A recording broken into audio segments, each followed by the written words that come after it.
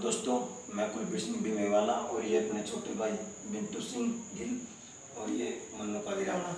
जैसे कि आप सभी जानते हैं, आज 28 अक्टूबर 2020 का दिन है। आज के दिन भगत सिंह की 114वीं जयंती पर हम उनको बार बार नमन करते हैं।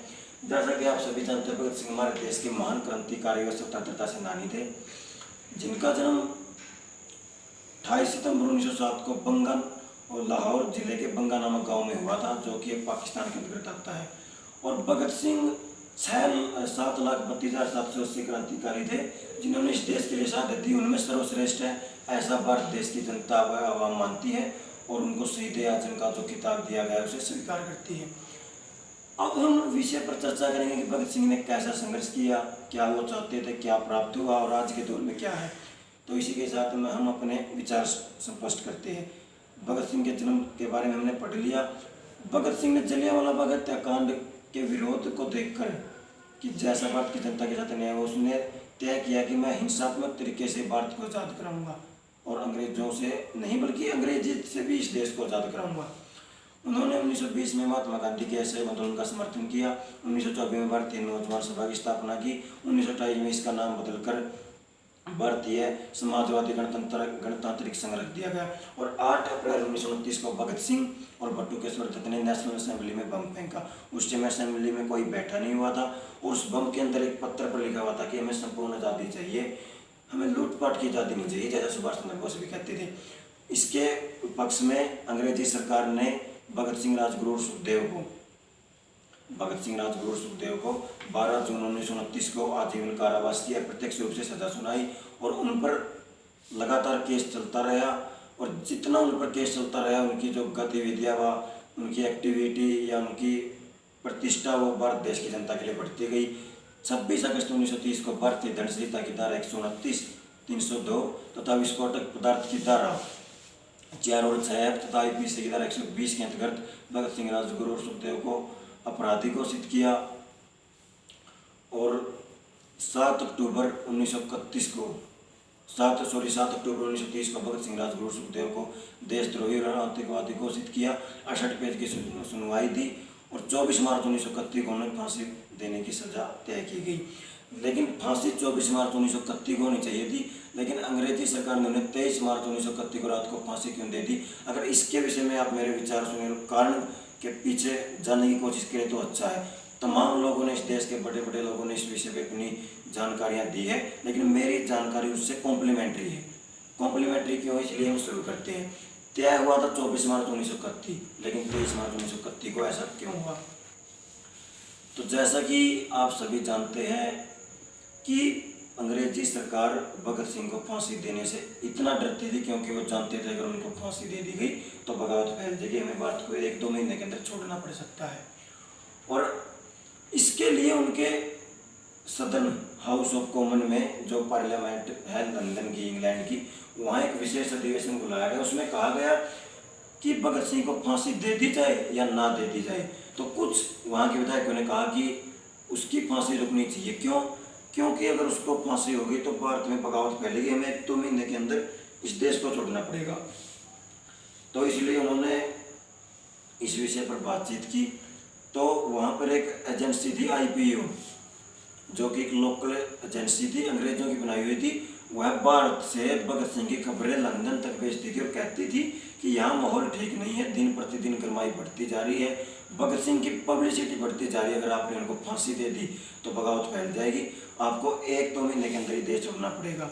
उस समय महात्मा गांधी जी, जो हमारे देश के महान क्रांतिकारी थे, राष्ट्रवादी नेता थे, राष्ट्रपिता का दर्जा उनको भारतीय संविधान में मिला हुआ है, उन्होंने लंदन गए हुए थे राउंड टेबल कॉन्फ्रेंस के लिए, हिंदी में गोलमेज सम्मेलन। तो उस समय जो लॉर्ड इरविन अंग्रेजों का बहुत तगड़ा नेता था, उसने महात्मा गांधी से मुलाकात की और कहा कि आप भगत सिंह से बात कीजिए, हम उसकी फांसी को छोड़ देंगे, माफ़ कर देंगे। गांधी जी ने कहा बिना शर्त नहीं, बिना शर्त है वो माफ़ीनामा लिख कर दिए। तो गांधी जी ने कहा कि अभी मेरे पास भगत सिंह की स्टेटमेंट नहीं है, मुझे 2-4 दिन का समय चाहिए। तो उन्होंने अपने एक शिष्य तेज बहादुर सप्रू को लाहौर के सेंट्रल जेल में भेजा, अपना टेलीग्राम भेजा। तेज बहादुर सप्रू 4 बार भगत सिंह से लाहौर सेंट्रल जेल में मिले और उन्होंने कहा कि इरविन ऐसे ऐसे बोल रहे, आप माफीनामा दे दो। तो उन्होंने कहा अगर आपने माफीनामा दे दिया तो इस देश में हजारों लाखों भगत सिंह पैदा होंगे और आप आंदोलन को आगे बढ़ा सकते हैं, आप मर गए तो आंदोलन रुक जाएगा। भगत सिंह ने कहा इसका बिल्कुल उल्टा होगा, अगर मैं जिंदा बच गया तो ये जो ज्वाला की आग भड़क रही है, जो बगावत की चिंगारियां भड़क रही है, ठंडी पड़ जाएगी और सारा बार ठंडा पड़ जाएगा। 4 बार उन्होंने कोशिश की, लेकिन भगत सिंह ने कहा कि जब मैंने कुछ गलत किया ही नहीं तो मैं माफीनामा क्यों लिखूं। तो तेज बहादुर सप्रू को गांधी का टेलीग्राम आया कि भगत सिंह ने ऐसे ऐसे कहा कि उसने कुछ गलत कार्य नहीं किया है। तो इसके बाद उन्होंने कहा कि आप अरविंद से बातचीत कीजिए, वो बहुत चालाक आदमी है, लेकिन भगत सिंह के माफीनामे पर बात मत कीजिए।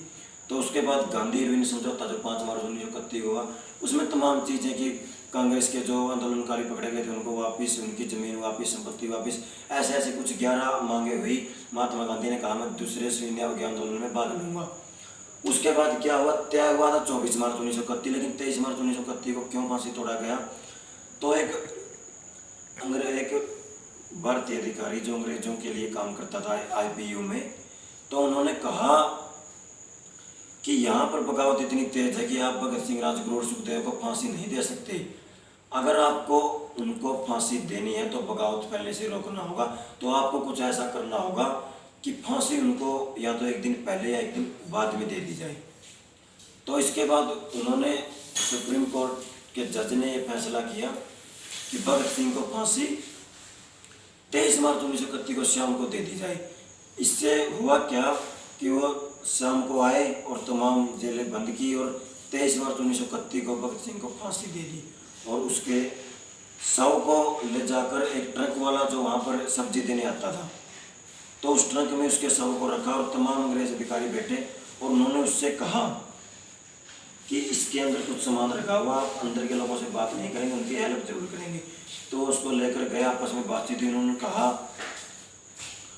उसने कहा कि इसके अंदर क्या हो, वो कुछ बोले नहीं। तो उसने कहा कि आप सच बताओ ना, इसमें क्या, मैं भी भारतीय, आप भी भारतीय, अंग्रेजों के यहाँ नौकरी करनी पड़ सकती है। तो उन्होंने कहा कि ये सरदार भगत सिंह का शव है। तो वो हैरान और परेशान हो गया कि फांसी तो कल होनी थी, लेकिन आज क्यों हुई। तो उन्होंने कहा अंग्रेजी सरकार ने फांसी आज ही दे दी। तो उसने कहा कि अब करना क्या। उसने कहा इस शव को अंतिम संस्कार करना है। तो उसने कहा चलो ठीक है। तो वहाँ से वह लाहौर से ट्रक को भगाता हुआ अमृतसर के पास ले आया, उस सैनीपुरा गाँव में। वहाँ उसने कहा कि आप बैठो, मैं कुछ करता हूँ। तो वह लोगों के पास गया और बताया कि ऐसे ऐसे फांसी कल होनी थी, अंग्रेजी सरकार ने फांसी आज दे दी, हमें भगत सिंह का अंतिम संस्कार करना है। तो तमाम लोग वहाँ से आए, घर बैठे थे। तो अंग्रेज अधिकारी भगत सिंह के शव को छोड़कर चले गए। उन्होंने लकड़ियों का बंदोबस्त किया और उस सैन्यवाला में भगत सिंह का शरीर को अंतिम संस्कार किया। अगर आप कभी मौका मिले तो अमृतसर के थोड़ा पास ही पड़ता है ये गाँव, भारत पाकिस्तान बॉर्डर पर है, तो वहाँ उस सैन्यवाला जाइएगा और भगत सिंह को श्रद्धांजलि दीजिएगा। यह भगत सिंह की आज तक की हुआ थी। भगत सिंह ने कहा था कि कांग्रेस देश आज़ादी की मांग कर रही है, ये मेरा प्लस पॉइंट है, पॉजिटिव पॉइंट है, मेन पॉइंट है, स्टेटमेंट समझ लीजिए। और भगत सिंह के बारे में और जानकारी चाहिए तो मैं नास्तिक हूँ, भगत सिंह की बुक आप पढ़िए। भगत सिंह ने कहा था कि कांग्रेस जिस आज़ादी को प्राप्त करना चाहती है उससे यह पूंजीपति, अमीर और उच्च वर्ग की आज़ादी है, निम्न वर्ग, गरीब और शरीफ लोगों के लिए है शोषण है। इससे क्या हुआ कि अमीर वर्ग तो कानून को कुचलकर पार हो जाएंगे और गरीब लोग इस कानून में फंस जाएंगे। इससे आने वाले समय में जो बोलने व छोटे नेता आएंगे वो जाति व धर्म के नाम पर राजनीति करेंगे, जिससे सांप्रदायिकता, दंगे, बगावत, लड़ाई झगड़े फैलेंगे। और इस देश के समाज में जो मीडिया है आज का बहुत बड़ा विषय बना हुआ। भगत सिंह ने तभी कहा था कि मीडिया देश की जनता को मानसिक रूप से भड़काने में पूरा योगदान देगी, और आज ऐसा हो भी रहा है। तो ये भगत सिंह की वीर शौर्य गाथा थी। और जैसा कि आप सभी जानते हैं, हम आज आज़ाद भी हो चुके हैं, हमने संविधान भी बना लिया। डॉक्टर भीमराव अम्बेडकर संविधान की प्रारूप समिति के अध्यक्ष थे। आज भी भगत सिंह को इन कब्जों में आतंकवादी घोषित किया गया है। मैंने इस वीडियो के माध्यम से जो गांधी जी के बारे में कॉन्सेंट है कि भगत सिंह को विषय में उन्होंने एक्शन लिया, इसको क्लियर किया है और तमाम बातें भगत सिंह के बारे में बताई है। और इसी के साथ मैं कुछ बातें भगत सिंह और सुभाष चंद्र बोस दोनों के लिए कहना चाहता हूँ। भगत सिंह जिस आज़ादी को चाहते थे, प्राप्त करना चाहते थे, वह आज़ादी सुभाष चंद्र बोस ने प्राप्त की थी। 21 अक्टूबर 1943 को स्वतंत्र भारत के पहले प्रधानमंत्री घोषित हुए नेताजी सुभाष चंद्र बोस। मोयान जो नॉर्थ ईस्ट में एक जगह है, वहाँ से लेकर इम्पाइल तक पूरा नॉर्थ ईस्ट उनके कब्जे में था। अंडमान निकोबार जो देश बसाया, उस दिन देश के प्रधानमंत्री ने 21 अक्टूबर 1943 को पहले स्वतंत्रता भारत का झंडा फहराया। बैंक भी स्थापित हुए, मुद्रा भी प्रकाशित हुई और उन्होंने शौकत मलिक से कहा कि आप दिल्ली जाकर झंडा फहराइए। लेकिन उस समय कांग्रेस के दलालों ने, कुर्सी पर बैठने वालों ने शौकत मलिक को गायब कर दिया। तो भगत सिंह जिस आज़ादी को प्राप्त करना चाहते थे वह आज़ादी सुभाष चंद्र बोस के नेतृत्व में यहाँ आई। लेकिन कुछ लोगों को ट्रांसफर ऑफ पावर से ट्रांसफर होकर डीएम से पीएम बनना था, पंडित नेहरू जैसे नेता को। तो उन्होंने तमाम समझौते किए और एक डॉक्यूमेंट पर साइन किया जिसमें लिखा था कि Subhash Chandra Bose was a war criminal, जिंदा या मुर्दा जब भी पकड़ा जाएगा। उस समय की ब्रिटिश सरकार, यह बात अलग है कि वो यहाँ से चले गए, उसके हवाले होगा। कौन लोग थे जिन्होंने जघन अपराध किया? तो ये भगत सुभाष चंद्र बोस ने जो आज़ादी घोषणा की उस समय का दौर था।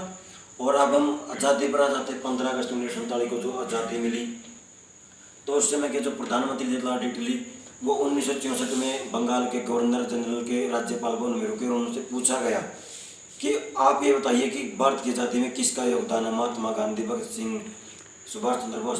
तो उन्होंने कहा कि गांधी का तो इसमें कोई योगदान है ही नहीं। और उन्होंने कहा कि भारत को छोड़ना हमारी मजबूरी थी। सुभाष चंद्र बोस की फौज ने प्रेशर इतना घेर दिया था कि हमें भारत को छोड़ना पड़ेगा।